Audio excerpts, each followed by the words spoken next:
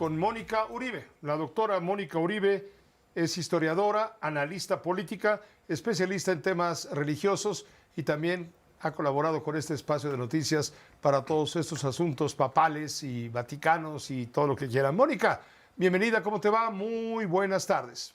Hola, muy buenas tardes, Pepe. Muchas gracias. Tú siempre del mejor humor. A ver, dime, a ver si no se te quita la sonrisa. ¿Por qué duró tanto la primera votación del cónclave?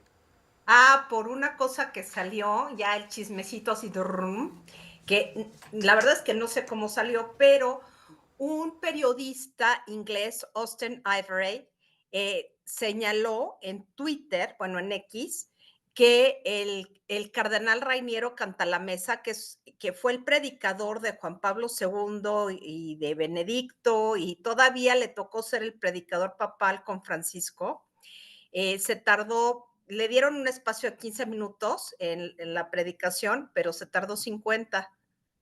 Qué bárbaro, ¿no? Pues Sí, pues agarró es el que ya es bien micrófono. mayor, ya es bien mayor Rainiero Cantalamessa. Entonces creo que estaba en modo, les voy a dar una lección bajo prédica y creo que se alargó un poquito, según se filtró.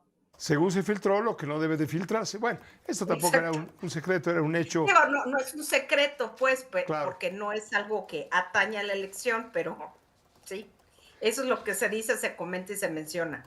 Bueno, ¿cómo estás viendo los movimientos previos a la votación, a las 4 votaciones que podrían darse el día de mañana, si es que antes en la primera, la segunda o la tercera no se elige papa con los 89 votos necesarios? ¿Cómo estás viendo las corrientes?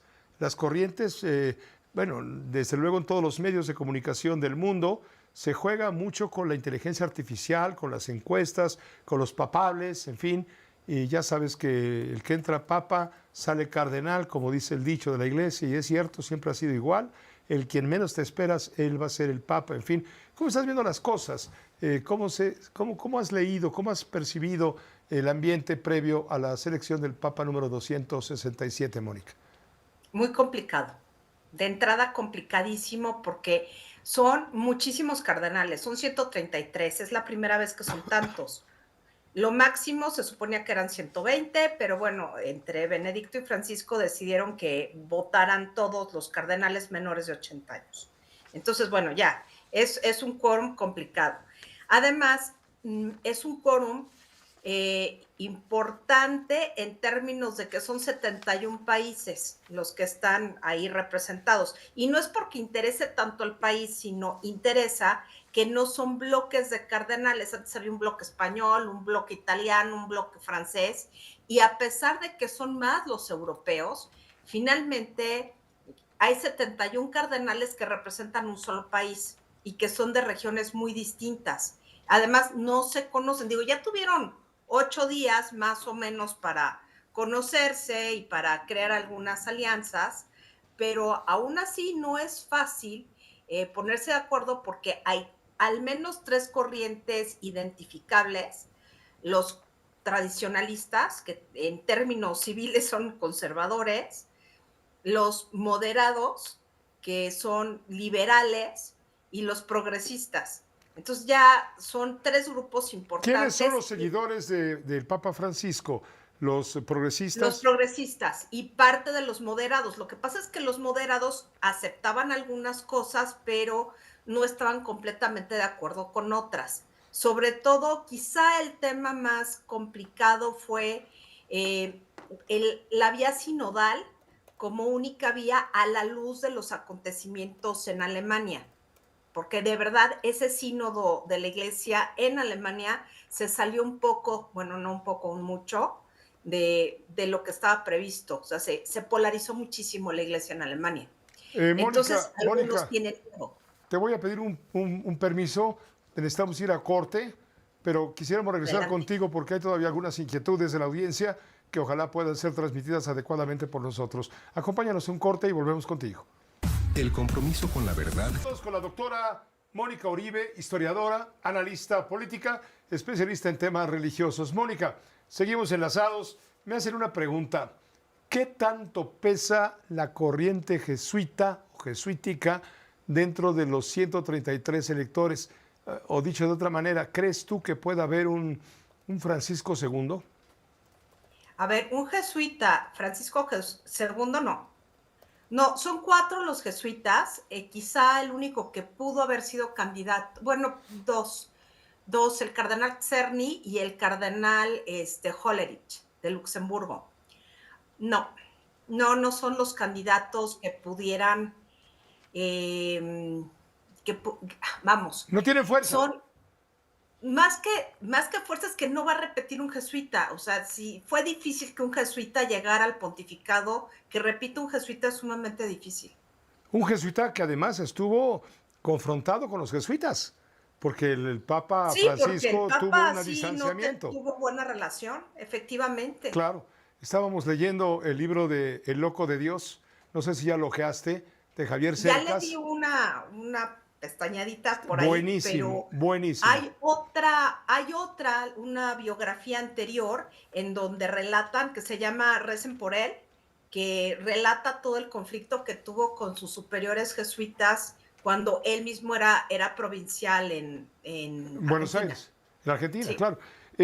Mónica, ¿cuándo crees tú que podremos poder dar la noticia del humo blanco, de la fumata bianca? Sospecho que por el sábado, que entre el viernes y el sábado. No mañana. No, mañana no.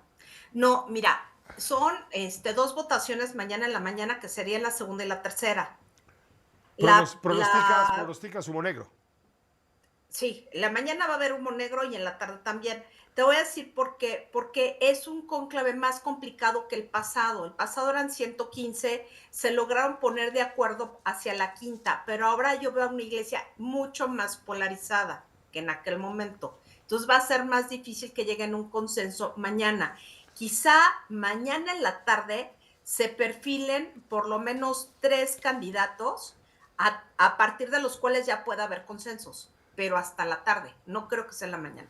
Correcto, se van perfilando los aspirantes, los candidatos, y van reuniendo los votos necesarios hasta conseguir alguno de ellos, 3, quizá 4, no 89. sé, 89 votos. 89. Y en ese momento se eligen papa. ¿Y qué pasa en ese momento? A la hora que sea, la fumata bianca.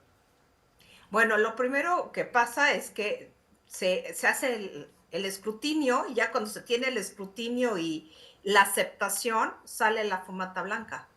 Correcto, pero ¿qué sucede dentro del cónclave? Pues el electo pasa a lo que se llama el Salón de las Lágrimas o la Sala de las Lágrimas. ¿Por qué? Porque ahí En lloran donde- los papas, ¿no?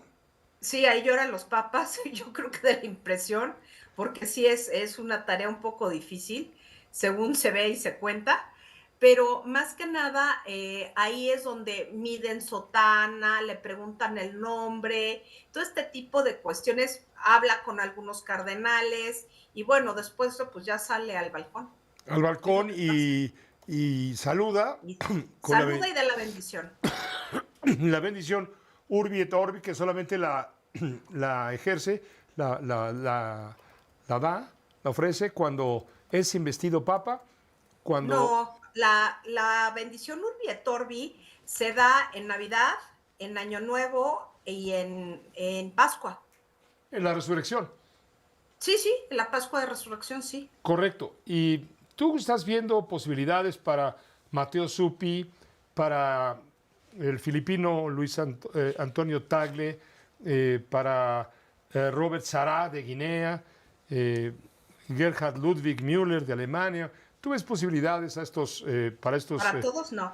eh, No veo posibilidades para Matteo Zuppi, para Pietro Parolin, por supuesto. Pese a lo que se haya dicho de que tiene posibilidades, las tiene. Por lo menos se sabía que reunía el 30% de los votos, que no es menor. ¿No esperas un Y candidato sorpresa?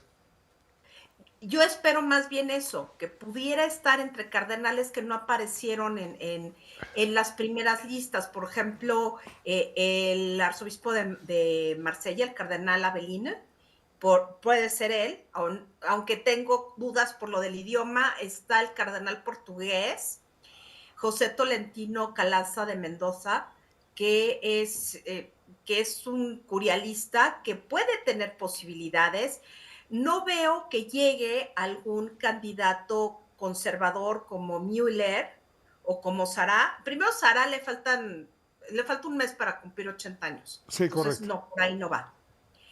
Y Müller está enfrentado con muchos, entonces tampoco creo que por ahí vaya. Entonces, lo más seguro es que sea un candidato de compromiso y que el compromiso sea mantener al cardenal Parolin como secretario de Estado y que en algunos cargos queden algunos conservadores. Eso podría ser una salida, un escenario. Una búsqueda de equilibrio entre la curia que se... Eso es lo que está buscando. Básicamente un perfil cercano a la gente como Francisco, pero más riguroso en la ortodoxia No y tan periférico. más que menos periférico, más centrado en lo más importante, que ahorita, a mi juicio, lo importante es generar un discurso claro y entendible para todos los católicos en todo el mundo, y por el otro lado, posiciones claras en Europa, que eso es lo que yo creo que es más importante y es lo que está en el fondo. No solamente es el modelo de iglesia, sino que ese modelo de iglesia apoye a la defensa de Occidente, que es lo ¿Sigues, que está realmente en juego, sigues la, pensando, la, como la viabilidad de Europa. como nos dijiste el otro día, sigues pensando que esta vez va a ser un papa italiano? Italiano era lo que se veía la semana pasada. Esta semana no estoy del todo segura, pero sí va a ser europeo o incluso ya en un grado así como muy extremo, puede ser que se nos cuele un norteamericano. Ahí está el cardenal Prevost, que sí es norteamericano, pero es hijo de franco-italiano y de española. Entonces es un cardenal pues muy europeo para ser norteamericano. Pues Puede ser que se nos cuele, no sabemos. Mónica Uribe, te agradezco muchísimo. Mónica, te agradezco tu análisis compartido con la audiencia de Grupo Fórmula. Tú y yo y todos y muchos de la audiencia estamos, pues no al borde de la butaca tampoco, porque no es un asunto de tanta emoción, aunque sí tiene un enorme interés y un trasfondo político muy, muy profundo. Ojalá podamos comentar una vez que tengamos papa, no sé cómo se diga en latín, el personaje. Habemos papam. Habemus papam. Y entonces Papa, vamos a... con M al final, por la Correcto. declinación latina. Y a ver a qué se va a enfrentar la iglesia con ese papa, si va un poco a la derecha, el progresismo, un equilibrio, en fin, porque estamos hablando de 1.400 millones de católicos en el mundo, estamos hablando de una crisis en la iglesia donde cada vez hay menos vocaciones. Vocaciones y fieles. Bueno, en América y Europa, porque en Asia y en África va en aumento. Muchas gracias, Mónica. Es un gusto enorme poder conversar contigo. Igualmente. Gracias. Buenas noches. Mónica Uribe, doctora en Historia, analista política, especialista en temas religiosos. Hagamos una pausa muy breve.